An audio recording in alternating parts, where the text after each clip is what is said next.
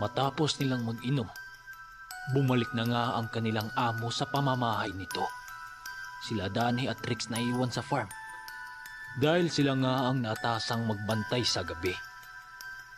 Magamat may mga tama pa sila sa alak, pinili nilang hindi makatulog baka dahil may makapasok na magnanakaw sa kanilang binabantayang mga manok. Puro kwentuhan lang sila noon tungkol sa kanilang lakad noong gabi. At di kalaunan ay sumapit na nga ang bukang liwayway. Nang magising na ang iba nilang mga kasama, silang dalawa na naman noon ang natutulog. Hapon na noon sila nagising dahil sa pagod ng kanilang katawan. Pagkakinabukasan noon, muling bumalik ang kanilang amo. Puro kwentuhan lang sila noon. Makalipas ang ilang buwan, halos ganun lagi ang takbo kapag araw ng linggo. Pupunta sila sa sabungan.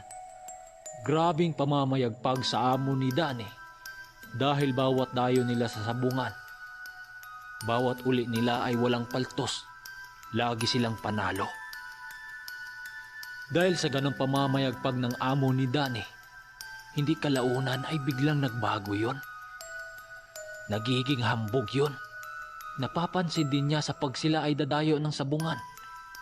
Kapag sila'y dadayo ng sabungan, kapag may nakasalamuha sila ng ibang mga tao na magtatanong, iniinsulto ito ng kanyang amo. Nung una hindi naman yun ganon. Mabait na tao yun. Subalit dahil siguro sa pamamayagpag nito ay nag-iiba ang ugali. Isang araw, habang sila'y nasasabungan, merong isang matanda na nagtatanong sa kanyang amo ng, Ginoo, ang lakas nga pala talaga ng lahi ng manok mo. Saan mo ba yung nakuha ang ganong lahi? Pwede bang malaman? Wika ng matanda. Nagulat si Danny sa inasal ng kanyang amo nang pagtitik dito sa matanda at sumagot ng,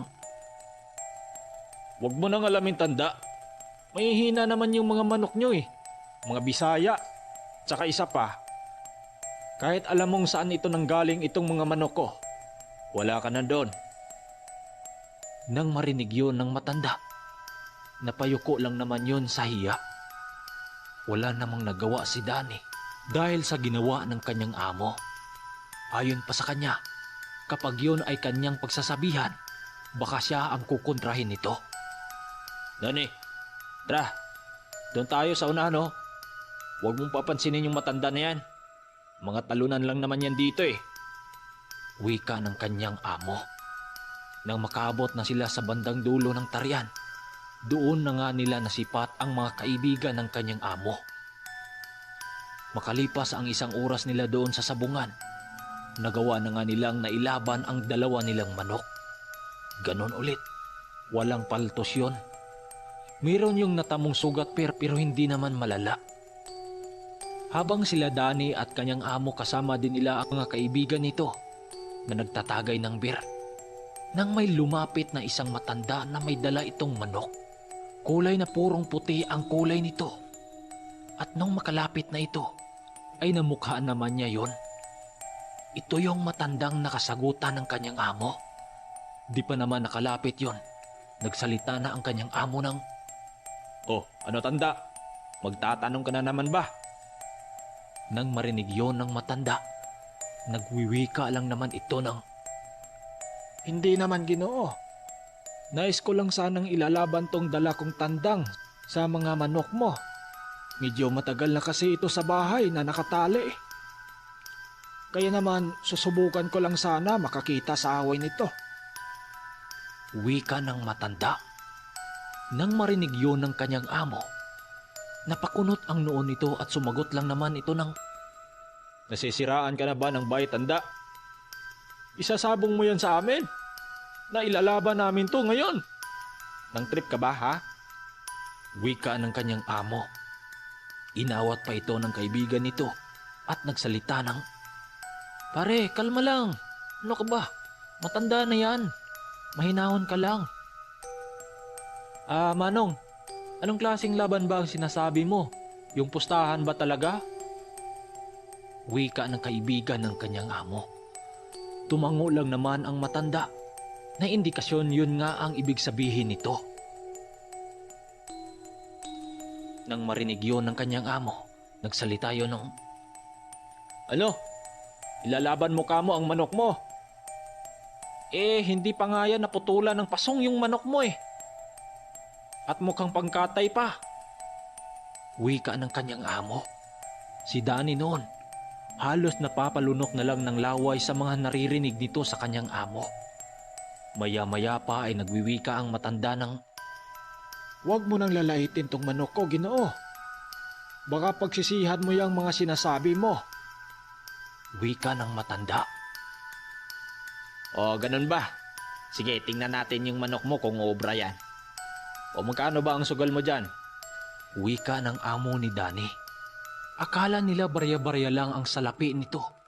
Subalit nang dumukot yun sa bayong nito, ay nakita nila ang pira nito na nakabandel na tinalian ng baging. Nagulat si Danny noon dahil din niya akalaing mapira pala yung matanda na yun. Hindi kasi halata sa matanda dahil tsinilas nga ay wala yun. Nakayapak lang din yun.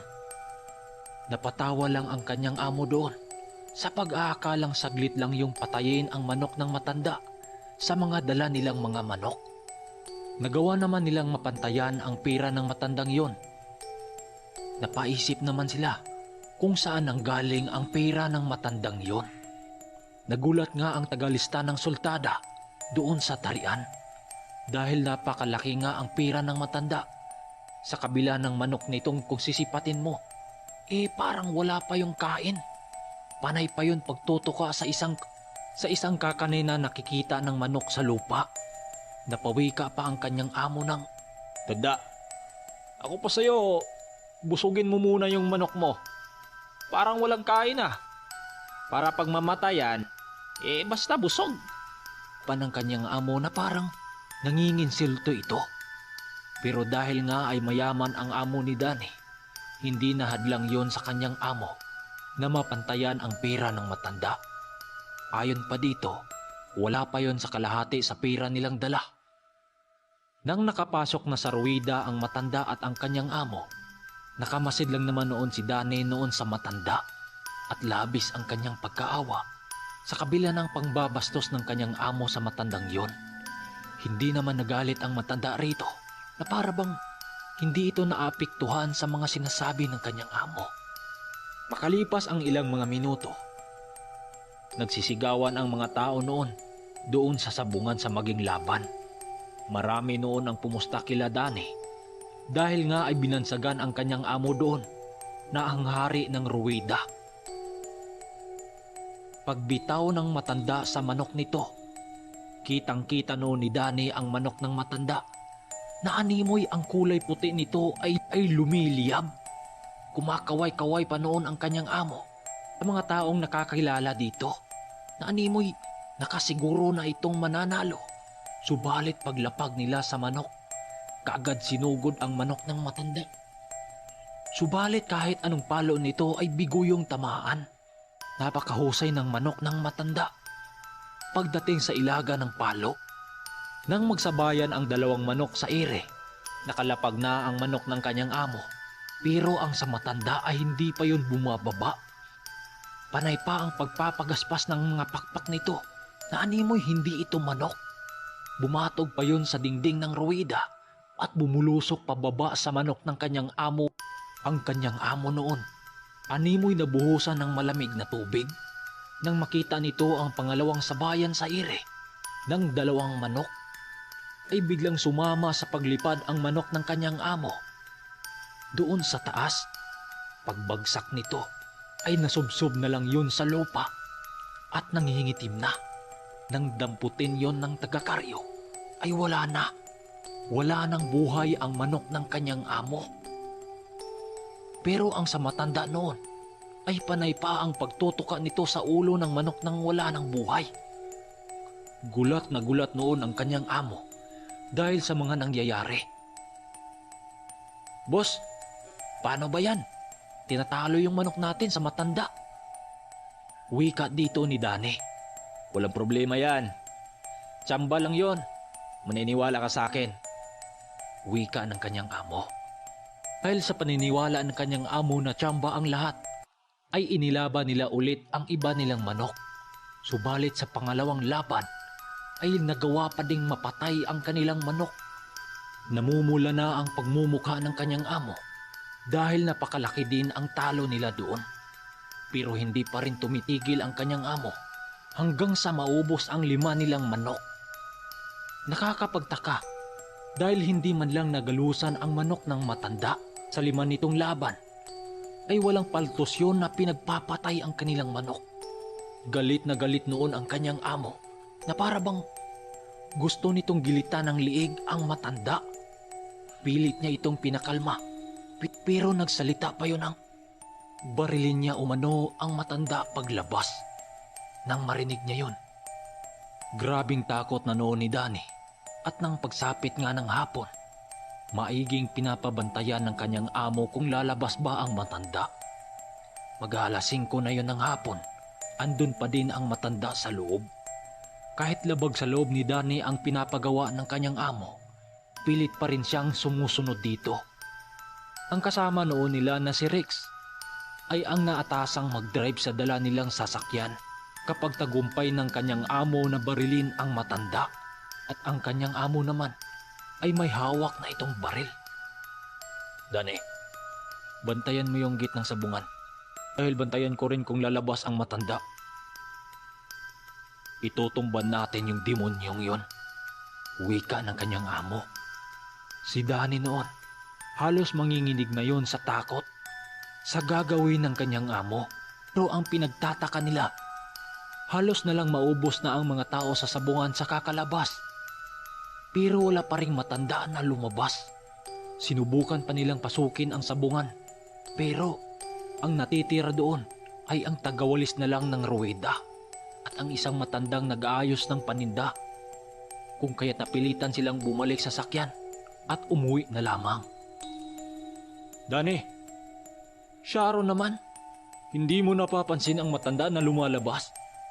Wika ng kanyang amo. Hindi po talaga, boss eh. Di ba dalawa tayo nagbabantay sa gate? Sagot naman ni Danny dito. Siguro may agimat yung matanda na yon. Biruin mo, wala man lang tayong napapansin. Tara, kauwi na nga. Makalipas ang ilang oras, nakauwi na nga sila Danny. Yun nga lang, talunan. Ubos yung pira nila at yung dala nilang manok. Makalipas ang 5 buwan, umuwi na nga si Danny sa mga magulang niya sa bundok. Hindi na rin siya bumalik sa bayan dahil simula nung minalas ang kanyang amo, tila lagi na itong galit sa mga tauhan. Kung kaya't hindi na niya naisipang bumalik doon sa kanyang pinagtatrabuhuan. Magmula nung umuwi siya hanggang sa nakapasok siya ng trabaho na isang tapasiro. Ito yung nagtatapas ng mga tubo kapag nalalasing siya sa inuman. Hindi mawawala ang kanyang kwento. Hanggang sa naikwento niya ito sa aking lolo nang minsan silang nagkasabayan sa kanilang trabaho. Doon yun sa tubuhan nagtatrabaho. Ganang buwan yun ng Setyembre. Ito yung panahon na uso ang tapasan ng tubo. Pero magpahanggang ngayon. Pero alam nyo ba? Magpahanggang ngayon, matanda na siya, sariwa pa sa kanyang alaala ang kanyang karanasan tungkol sa ang misteryosong sabungero. At dito nagtatapos. So anong masasabi nyo sa ating kwento? Siguro may anting-anting yung matanda or may agimat. Pero meron din tayong kwento tungkol sa manok ni San Pedro. Kayo, kung gusto nyo, comment lang kayo sa baba. Sa ating kwento ngayon, alam ko na maraming sabungero na nakikinig dito. Anong masasabi nyo? Hanggang dito na lang. Tagasunod ng ermitanyo.